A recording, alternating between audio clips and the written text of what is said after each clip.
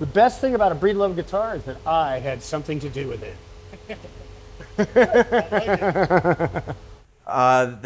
They have a unique sound. You can pick it up off of, I mean, I find the sound is unique when I listen to a YouTube video. The craftsmanship. Best thing about a Breedlove guitar, it's made with soul. And there's a lot of good things about a Breedlove guitar. Probably the cuts of wood.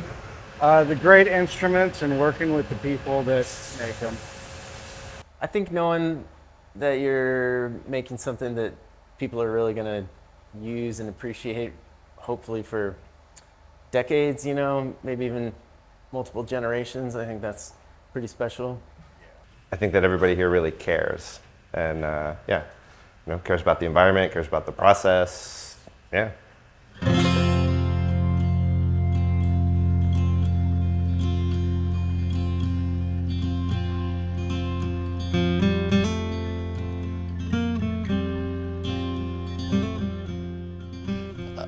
When I think of Breedlove from the very first time I met it, the brand and saw the guitars, was innovation.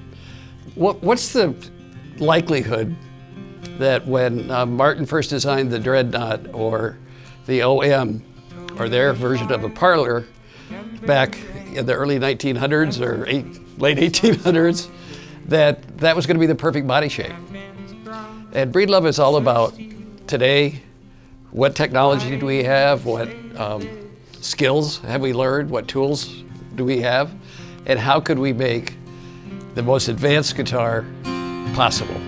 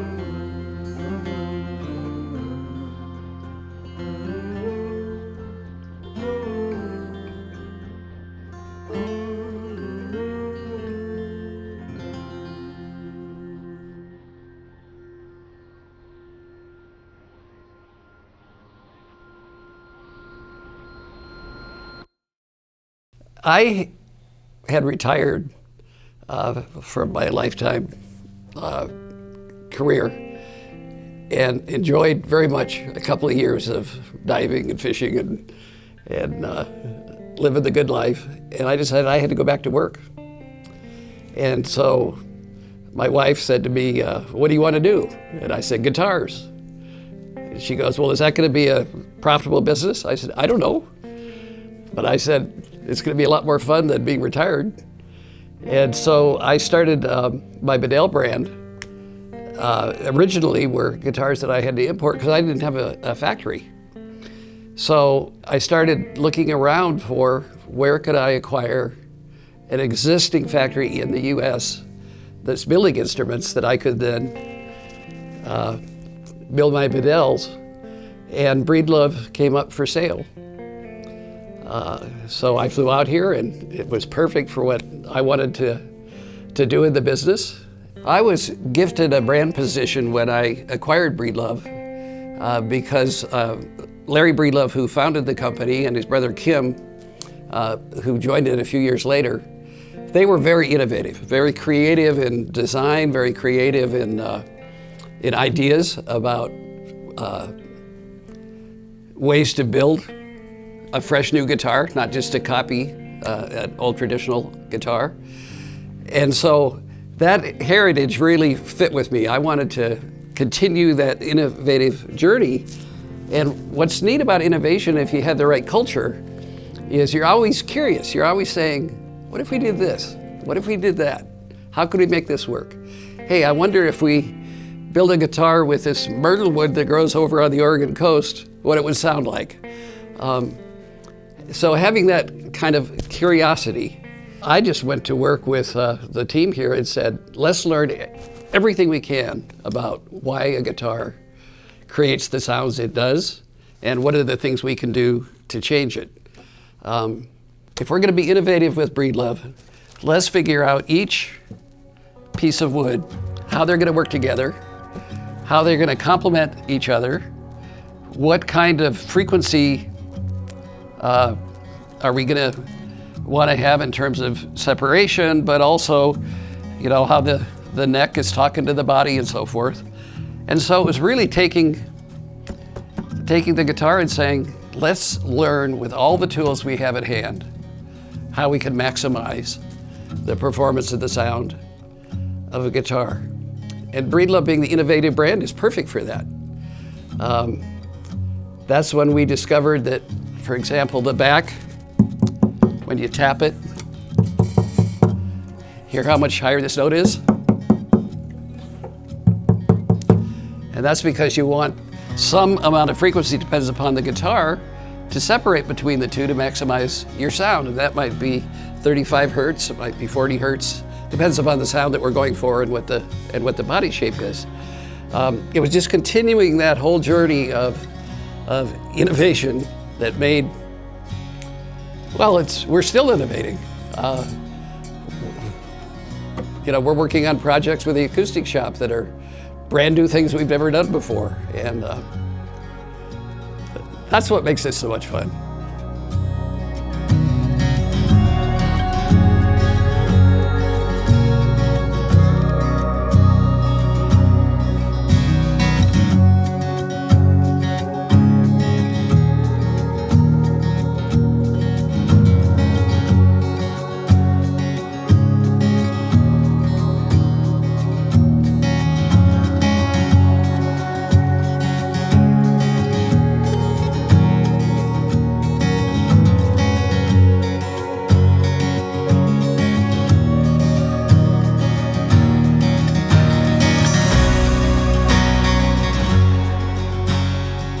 We've rethought the guitar from every aspect.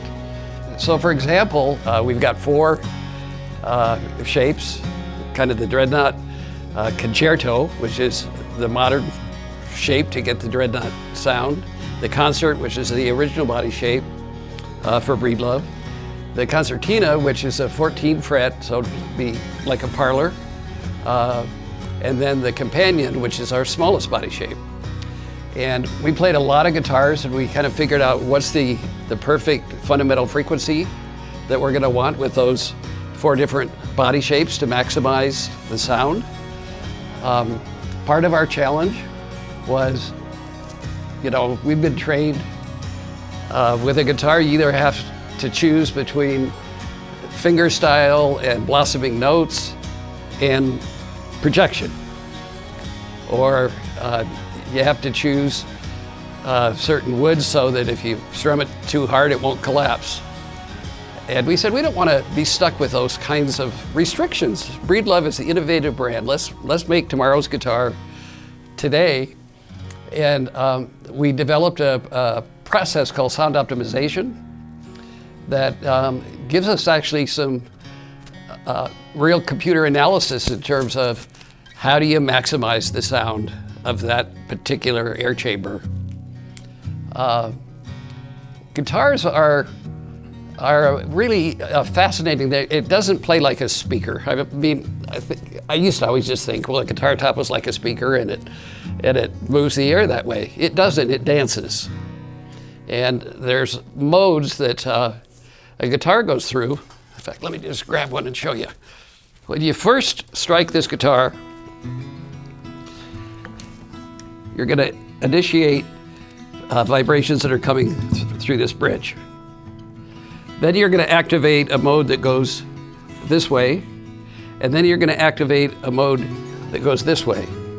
And what happens is, as that sustain happens, and it happens like that, all of a sudden, did you hear how that tone changed? That when I first strike it, and then it starts to blossom and it moves a bit. And that's going through the nodes. So the challenge that we had with Breedlove, which we're really excited about, because I don't know of other companies that know how to do this. There's no compromise between volume that we can make from our companion up to our concert. We can build them where you're almost getting the same volume out of that guitar, even though the body size is different. And that's very unusual for most brands, and we're doing that through maximizing our frequency separations here. But you're also going to get blossoming notes.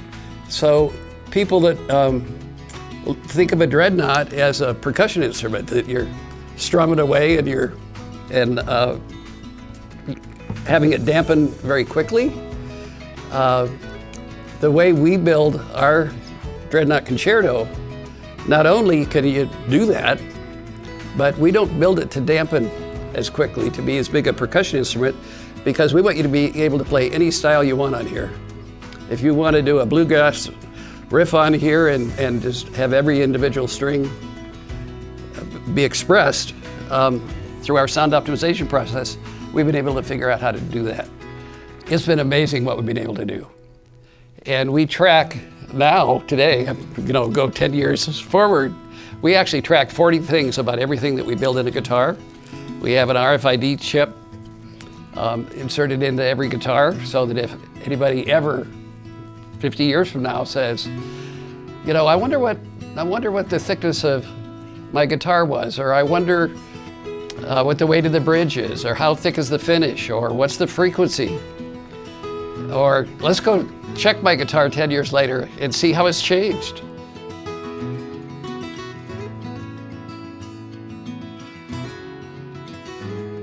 My guess is in 5 years, we will have learned a whole lot more. We study the sound waves of every guitar that we build, and we look at the results that come out, and as we learn more and more how to manipulate those sound waves and the blossoming notes and stuff, it's just going to advance farther and farther what we're able to do.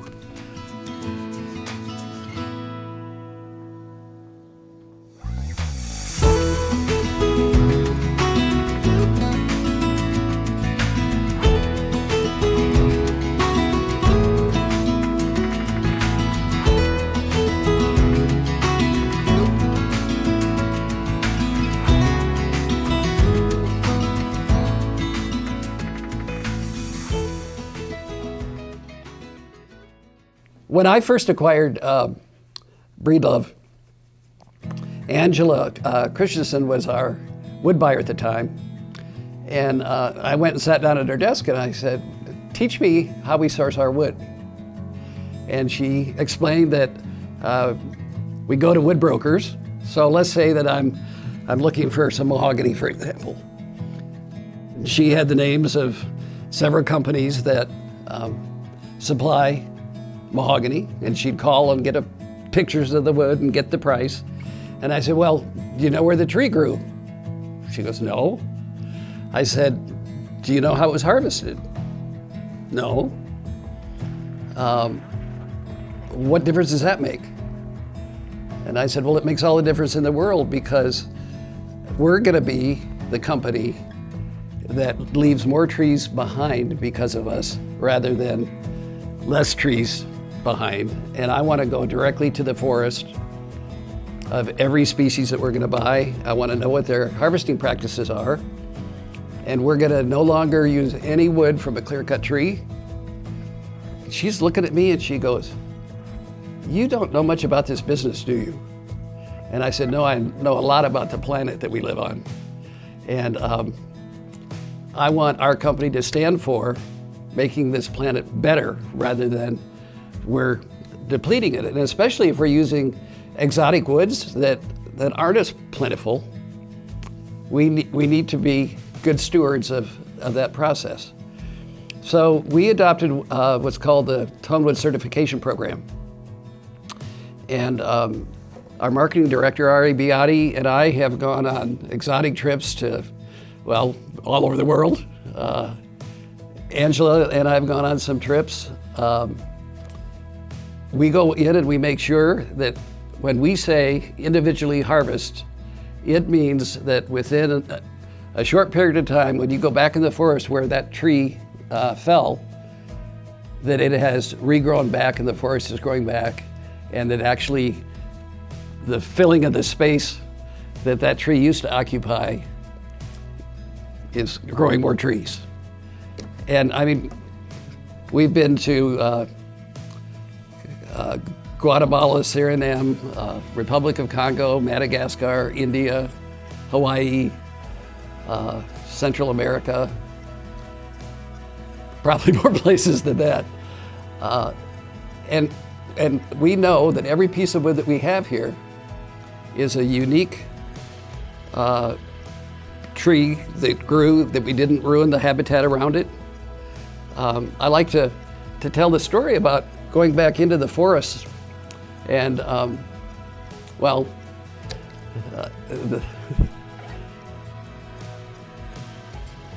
this is one of our first trips. We went down to Guatemala to source mahogany. This was one of my first foreign wood due diligence trips. And because it rains so much down there, they only have like a 6-week window where they go in and do their harvest. So we went down during that 6-week window, and we rode in this great big truck. That must have been a dozen of us sitting in the back of the truck. And we end up back in this camp in the middle of the jungle. And that was a lot of fun because there was no tents or anything. We're just sleeping out on a little platform, and the wildlife was all over the place. The howler monkeys were making noise all night long. We cooked our own food. I learned how to make the tortillas, and other people were all doing their part. And the next morning, we went out into the jungle, and we walked around quite a bit and looked at where were we going to find the special mahogany tree that we needed. And one of our criteria was there had to be mahogany shoots that we're going to fill in, so that when we cut down this big mahogany tree that was about ready to die anyway, and we open up that space, our other mahogany tree is going to grow up in that space. So we cut down one. We wanted to leave 3 or 4 or 5 seedlings there that were going to grow up. We found the tree. We studied all around where the best place for it to fall when we cut it, so that we would damage the least damage we could do to the habitat there in that forest. And it was a very emotional experience for me, because it was the first time that I had actually gone into a forest and cut down a tree that we were gonna build into a guitar. So as the sawyer starts cutting on the roots, I just started crying. I mean, that tree had been there, I suppose, 250 years. And I don't know, it was just very emotional to me. It's fun now because when somebody says to me, where did the wood come from in that particular guitar? I can tell them that story and say, it came from that tree. And I watched it, you know, I celebrated the sadness of cutting the tree down, but it's now in your guitar. And one of the interesting things is besides just making us feel good and think we're doing the right thing for our forests, it's not that big a deal financially. We spend $2 more when we buy Sitka that's completely salvaged from Alaska Specialty Woods than the other major companies pay to buy the clear-cut wood from other companies. $2. So for $2, they're ruining that whole habitat. And for $2 more, we're doing the right thing and feeling good about it. One of the things that also is important to share is we're not just doing this for us.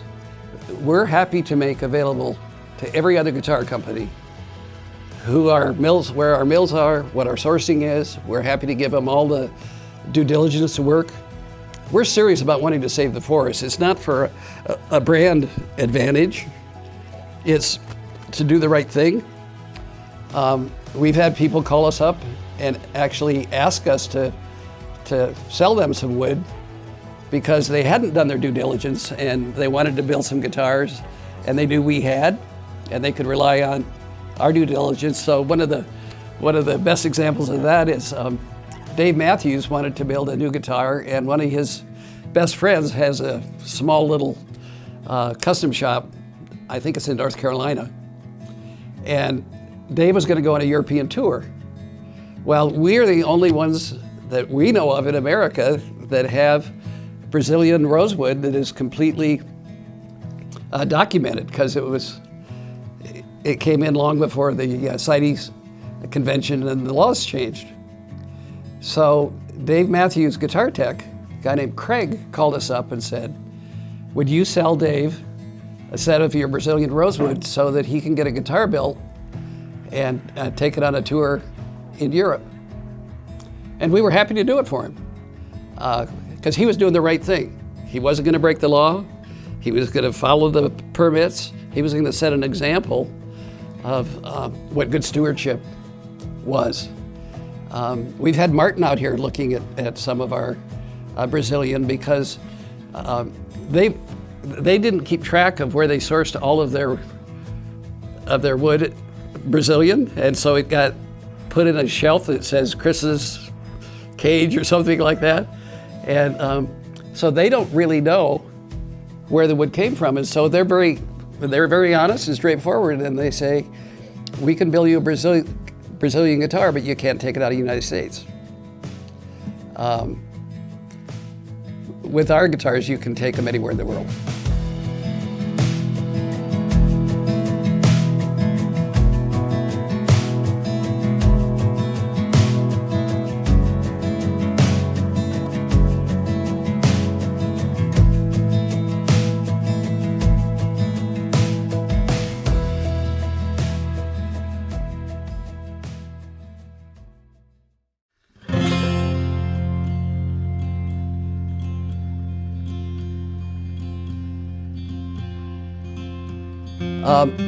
Comparing different brands and trying to decide, what brand I want to play for this song or that song or whatever, is kind of like ordering wine in a restaurant. We all hear differently. We all have different things that we're attracted to. So some people be very, very attracted to this shape. Some people might not. They might want a more traditional shape. This is a modern sound, and the music that is really popular right now, this is the sound that you're hearing more and more and more. It's getting great projection, and it's getting great blossoming, blooming notes. If you experience that and you play it and it fits your music, Breedlove's a guitar for you. If you want to buy your grandpa's old guitar that you grew up hearing, you might want to buy a different brand, because this is an innovative brand that's really creating the modern sound. The fascinating thing about the guitar business is most of us own several guitars. I own a Gibson, I own a Martin, I own a Taylor. I probably 30 different brands. And it's just fun to have them to play, and Breedlove gives you something completely different than any of those old tradition brands.